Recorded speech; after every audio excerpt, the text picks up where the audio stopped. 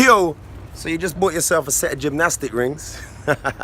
Well, I'm gonna show you a quick, easy, beginner bodyweight exercise for your upper body that's gonna get you stronger on gymnastic rings.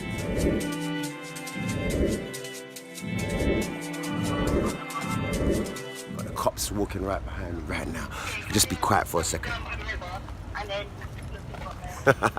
Yeah, so gymnastic rings are gonna get you stronger because they are open kinetic chain, meaning they're not fixed, like the floor is fixed. So when you do push-ups on there, it gets you strong, but doing push-ups on the rings or pull-ups on the rings, it's gonna get you stronger. Anyway, I'm gonna show you the workout, yeah? So let's go into that.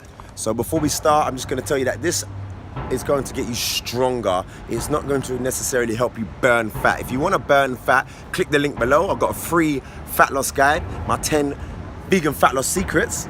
So click that link if you want to learn more about that and watch the rest of the video for the workout, yeah? So the first exercise you want to master is the ring push-up, okay? So you start at the top here, holding the rings, and you lower down with control, and you push the rings away, rotating your hands outward at the top. Stay protracted in the shoulders and stay tight in the core, all right? Use full range of motion, go as low as possible. To increase the resistance, you just step back a bit, and the lower to the floor you go, the more resistance will be placed on your muscles. Now, avoid doing it like this. Keep your core tight, keep your neck in line with your spine, and stay protracted in the shoulders and lock out at the top. Go down with control too. The next up, you got bodyweight rows. These are foundational movement when it comes to your pulling strength. And you want to first of all retract the shoulder blades. As you can see, drive the elbows back and bring the hands just below the sternum, okay? Keep your core tight, keep your butt clenched. Do not break in the middle. You can walk it further in to increase the resistance, making it harder and therefore making more gains. Now, you want to avoid breaking in the hips, not engaging the core, and not using your scap, okay? You want to retract the shoulder blades, engage the scapula, keep the core tight, and use full range of motion. So our first isometric hold is the ring support hold or front support hold. This is going to get you stronger in moves like the dip.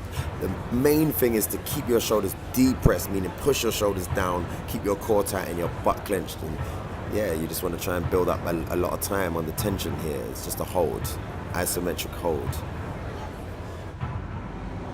So pair that exercise with this one, which is your scapular shrugs, where you keep your arms locked out dead straight, and then you pull your shoulder blades down and back, pinch them together, and then slowly release, and then repeat the process. Next up, you got face pulls, and these are great for building stronger and bigger arms. What you want to make sure you're doing is rotating the palms at the top towards your face.